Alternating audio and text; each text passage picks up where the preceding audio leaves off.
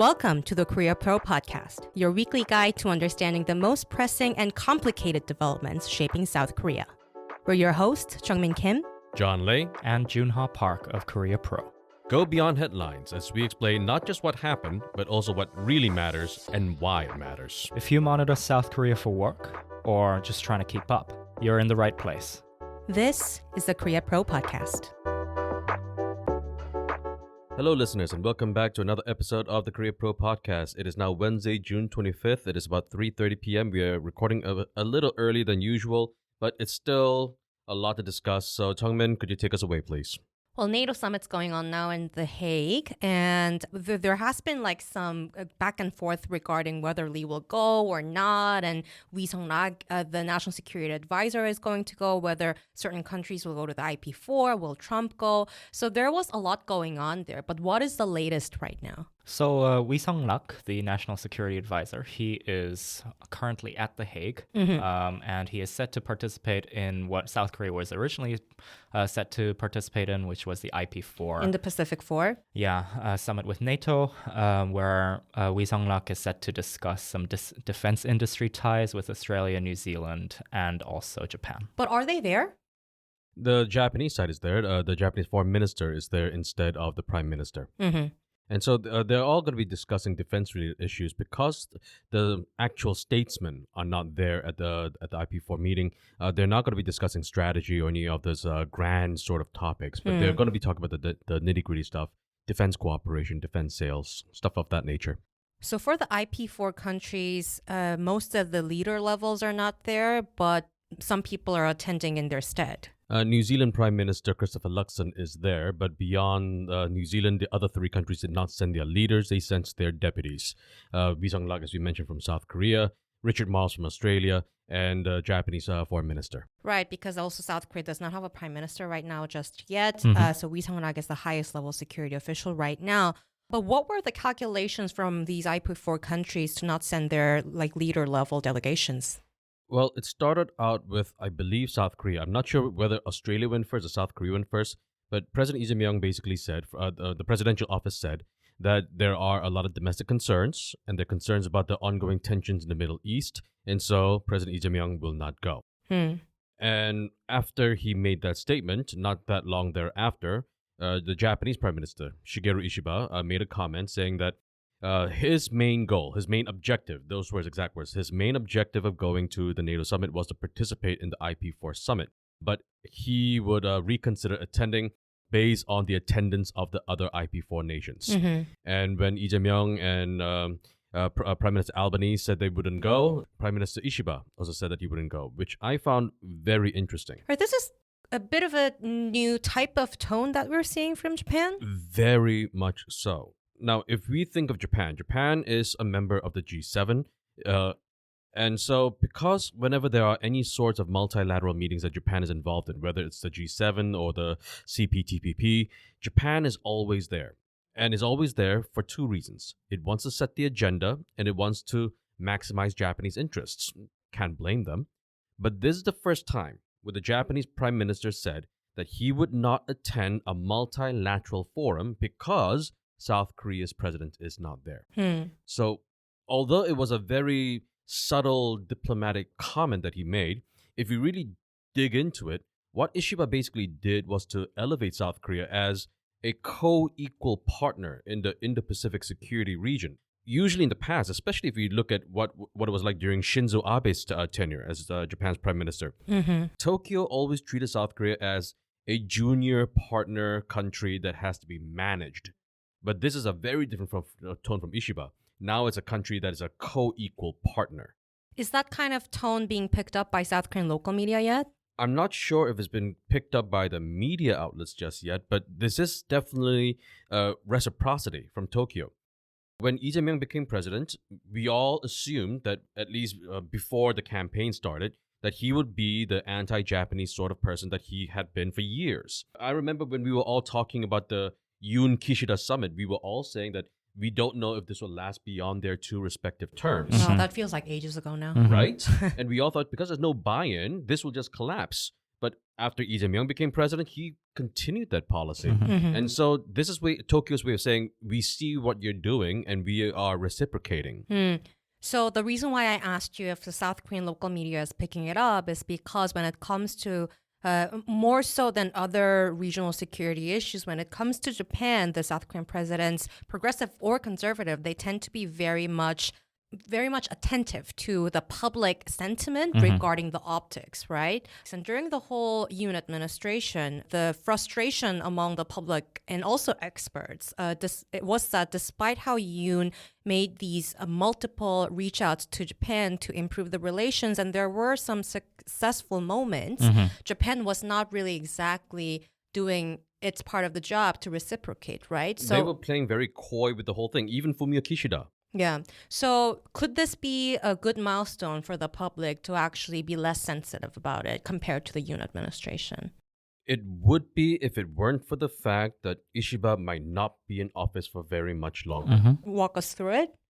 On July 20th, Japan is going to hold an upper house election. And according to all the polls that I've seen, the ruling Liberal Democratic Party and its coalition partner, Komeito, it doesn't look like they're going to do very well. It looks like they're going to lose seats. Now, we don't know how many seats they're going to lose, but it doesn't look good for them. They've got a lot of scandals, like the slush fund scandal that's still ongoing. And also, one of the reasons why Ishiba is not very popular in Japan is because of food prices. Within the past year, Japanese rice prices, for example, doubled. And so for the first time in 25 years, Japan started importing South Korean rice. Oh. And so because of all of these things going on in Japan, Ishiba is not popular. I see. And so if after the election, the LDP loses seats, then what we have to consider is what's going to happen within the LDP. Are there going to be calls from within the party that says, Ishiba, your time's up. Already. Come out, come down from there, and we're going to pick a new leader. And if there's a new leader, now, we cannot immediately assume that it'll be Sanae Takaichi, someone whom we've mentioned in the Korea Pro analyses and in the podcast as well. There are other people who have more of a chance to become the next Japanese prime minister than Takaichi will. But remind our listeners who Takaichi is. Sanae Takaichi is a former minister in the Abe cabinet who is very much associated with the Japanese nationalist rights movement. She's associated with a very large Japanese conservative think tank called Nippon Kaigi, which is an organization that champions historical revisionism, visits to the Yasukuni Shrine, constitutional amendments. And so that's the kind of candidate that Takaichi is. And I remember sometime last year, there was a lot of concern whether it was going to be between Takaichi or Ishiba. And Ishiba eventually won. But Takaichi might not have the institutional backing, and she doesn't really have a lot of the popular support. But there are other people. For example, there's Motegi, who was the former Secretary General of the LDP. Now, and there's also Konotaro, former Foreign Minister and Defense Minister. These people they do not have entirely warm feelings for South Korea, but they are pragmatic. And so what we can expect to see if Ishiba is removed from office is that South Korea-Japan relations might go back to a somewhat functional but transactional relationship where we can see cooperation, but we might not be able to expect really the kind of rapprochement that we had hoped to see. I see. Then let's touch base about this topic again, reaching mid-July, I guess. And let's move on to the next topic. Domestic politics. We have 11 new cabinet minister nominations, right? Can you walk us through the major ones? Yeah, so the foreign minister, defense minister, unification minister, and the science and ICT minister, they have all been nominated by the presidential office and by President Lee. So Cho Hyun, the former first and second vice foreign minister for ROK, and the former UN ambassador from the ROK, and also Defense Minister An Gyu-baek, who is a 5-term Democratic Party lawmaker. First-time civilian defense minister. Yeah, first since civilian... 1965? Since democratization. 1961, since 1961, since Park Chung-hee's coup, and Unification Minister Chung Dong-young, who was also the first or former Unification Minister under former President Roh Moo-hyun. He's a veteran DP lawmaker / journalist, and it's his second stint if he gets confirmed. Among the other ones, Environment Minister, the Gender Equality Minister, Kang Sun-woo, who was a former... She's very young. She is DP very lawmaker. young. DP lawmaker and a former DP spokesperson as well, and spokesperson for Lee Jae-myung's campaign in 2022. She is the first sort of gender equality ministerial nominee since the Itaewon and also the Jamboree incident where the... Right, yeah. That also feels like ages ago now. Indeed, where the gender equality minister at the time expressed her resignation, but was not accepted by the Yoon administration, meaning that she kept on serving her term until the end of Yoon Suk-yeol's administration. And also the agriculture minister, That was interesting. Song Mi-ryung, who was an incumbent minister at the time and still is. So reappointed, She has been reappointed, which was an interesting move by the Lee Jae-myung administration. So I mean, the DP actually pushed back against this, but The he was DP like, but we want to give her a second chance. She was doing her job well, and so on and so forth, right? So there's been a lot of agriculture bills that she has sort of reiterated the stance of the previous administration, the Yoon administration, saying that she was against it, but now it's reportedly stated that she has changed her mind in accordance with the new administration. Well, So- she serves at the pleasure of the president. Yeah. So, and then the additional appointments, considering the finance minister, have not yet been appointed, including some military leadership roles like the Joint Chiefs of Staff's chairman, which is delayed and will take a while for things to settle after the defense minister is appointed. Right. So we still have to look towards that on the horizon. Just very quickly on the ministerial positions that are not nominated yet. These are so far as I know, it's 8 ministries. And those are either related to general political reforms like the Justice Ministry, you know, when it comes to prosecutorial reform, and also the social reform related ministries like the Education Ministry and the Health Ministry related to the doctor strike and all that. And also as for the other side of the no nomination thing, it's Finance Ministry and Industries Ministry. This is due to reported plans to potentially restructure the ministry coming after the Yoon administration period where they actually had a lot of power. So especially for the finance ministry, the reports sort of indicate that the Lee administration might be looking into separating budget-related prowess from the finance ministry to other divisions as well. There's also the Justice Ministry, the Justice Minister that still has not been nominated, and also a replacement for the former Senior Secretary for Civil Affairs, the Min Jung-suk, who was also under scandal, and he resigned from his nomination. Right. So Min Jung-suk is the presidential office senior secretary job that sees political reforms, right? Yeah. Okay. Let's leave it at that. And if you want to read more about the nominations and appointments, it will be in the month in review on Korea Pro early July.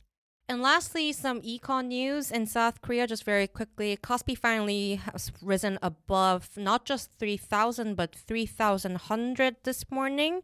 And there are a lot of, online communities that are celebrating this number, kind of, ambiguous figure, but still they are celebrating this number. And this was a big part of Lee Jae-myung's pledge about, reaching 5,000, was it? But John, I know you have a couple of things to say about this. Okay, if we see the KOSPI numbers going up, yeah, it feels good. Just like when you watch Bloomberg or CNN and you see Dow Jones numbers going up, it feels good. When the squiggly line goes red and it goes down, it doesn't feel good. But we have to keep in mind that these are aggregate numbers. They do not actually represent an improving economy. Those numbers are reflected by the GDP, the GNP, employment numbers, and all of these numbers are looking pretty grim.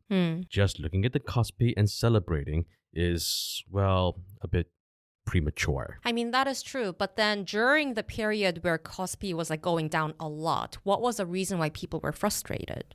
People were feeling frustrated because when the KOSPI goes down, again, it's an aggregate. And so what that means is that many different company stock prices are going down.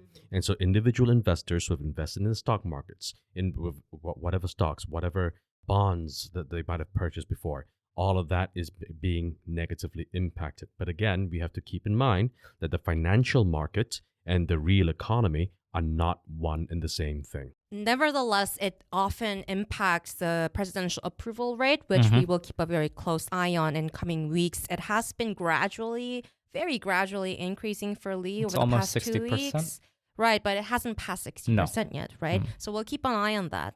And lastly, a BOK official just yesterday said that the recent surge in the housing prices and the increase in household debt as well, it's leading to the central bank actually reconsidering about the timing and the pace of the rate cuts in the future. Speaking of actual numbers. Right. And then after this, I see a lot of sort of a cheap shot, but maybe true to a certain extent, sort of headlines in South Korean media, like top front pages about the comparison to the Moon administration, like the real estate prices, because usually the real estate prices sort of linked to the progressive administration's policies. But is that an actually accurate comparison to make right now? Well, the Lee administration has only been in office for 3 weeks. Yeah. When we saw real estate prices going up under the Moon administration, it was because of deliberate policies that the Moon administration had set up, which helped to reduce housing supply. That's not been the case under the Lee administration. What's going on right now with the Lee administration is not any kind of housing policy that he's pursued. Market I don't think he has expectation. had any. Right. But rather because of what people expect interest rates to go into. Right. And that's completely Bank of Korea territory, which is also linked to what's going on in the US right now. And so for people to make the comparison from Lee to Moon, again, it's meme-worthy, sure, but is it accurate? No. Right. So grain of salt when you're reading these articles about, the expectations for the real estate market in the coming months or so, because we haven't seen such policies just yet. Looking to stay informed about South Korea's fast-evolving political, business and cultural landscape? Join us on Korea Pro, the go-to resource for in-depth analysis expertly curated by top-tier professionals. And now you can pick the membership level that best suits your needs, thanks to our new subscription packages. Starting at just $199 annually, you can access daily analysis and our weekly podcast. Or try our premium membership package, which offers additional perks such as executive briefings, monthly reports and forecasts, networking receptions and event opportunities, as well as much, much more. To find the best fit for you, just head to signup.koreapro.org and become a member today.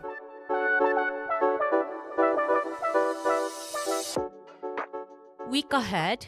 Yeah, so confirmation hearings will likely be scheduled for the 11 ministerial nominees. That will happen probably throughout, the first couple will probably happen throughout the next 2 weeks. And what's going on with the Prime Minister? And also the Prime Minister's confirmation hearing completes today. And he is expected to have full approval from his side of his party's National Assembly approval, whether he gets the approval from the PPP, who currently holds not as many seats as the DP. That's still something that's waiting to be seen. Since there is a lot of controversy over his finances and also his position, not within the National Assembly, but from foreign press on his position towards anti-discrimination law, which he classed as something that was against his Christian roots. However, it does look likely that the Prime Minister will be appointed in due course. I see.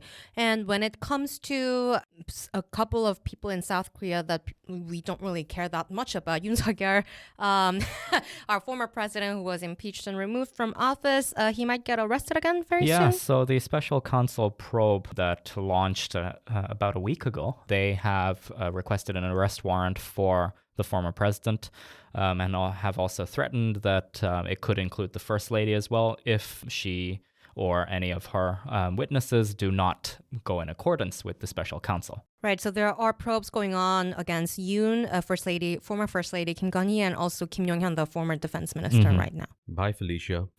And all of this information will be sent to you in the email inboxes via the Week Ahead newsletter, so if you'd like to know more, please subscribe. Have a good weekend, everyone. And that's a wrap. Thanks for tuning in. If you want to know more, sign up for our daily executive briefings. We'll brief you on all you need to know from the past 24 hours and why it matters, delivered to your inbox every morning. If you want to stay ahead of the curve, sign up for Korea Pro to get a full package of insights, from daily expert analysis to profiles, month in review, week ahead.